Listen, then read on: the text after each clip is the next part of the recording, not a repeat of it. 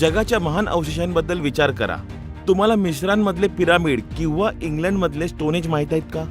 अवशेष आपल्याला थांबवतात आणि आश्चर्यचकित करतात. येथे काय झालं?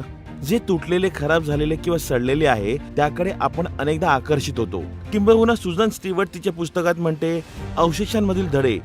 पण जर तुमचे जीवन तुमच्या भोवती उद्ध्वस्त असेल तर?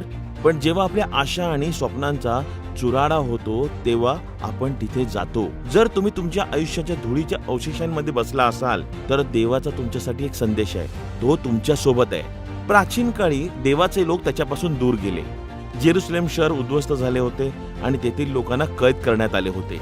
प्रॉफिट ऐझियाने लिहिलेल्या पुस्तकात देव घोषित करतो की त्याची पुनर्स्थापना करण्याची इच्छा आहे. या पुस्तकाच्या 52व्या अध्यायात देव आपल्या भंगलेल्या अवस्थेत आपल्याशी बोलतो, कारण तो त्याच्या लोकांशी बोलत होता. तुम्ही धुळीत आहात, तुम्ही तुमच्या निवडीमुळे तिथे राहिलात, पण जर तुम्ही शुद्धीवर आलात तर माझ्याकडे वळा, तेव्हा तुम्हाला माझा आवाज ऐकू येईल. मी माझे नाव माझ्या लोकांसमोर प्रकट करीन, देव म्हणतो, आणि त्यांना कळेल की त्यांचं सामर्थ्य त्यांच्यामध्ये कार्यरत आहे. पण शेवटी ते ओळखतील की त्यांच्याशी बोलणारा मीच आहे.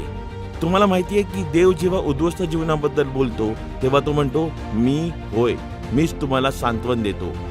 तो असंही म्हणतो की या पुनर्बांधणीत तो तुमच्या पुढे जाईल. आणि जेव्हा तो असं बोलतो तेव्हा तुमचं आयुष्य फार सुंदर होतं. जेरुसलेमच्या ओसाड स्थळांना आनंदाने गाणे म्हणू दे, कारण परमेश्वराने त्यांच्या लोकांना सांत्वन दिले आहे. तुम्हाला माहितीये, आज तुमचं आयुष्य उद्ध्वस्त झालं आहे कारण देव तुमच्याशी स्वतः बोलतोय. तुमच्या अवशेषांमध्ये तुम्हाला सांत्वन उपलब्ध आहे. देव तुम्हाला आशीर्वाद देऊ.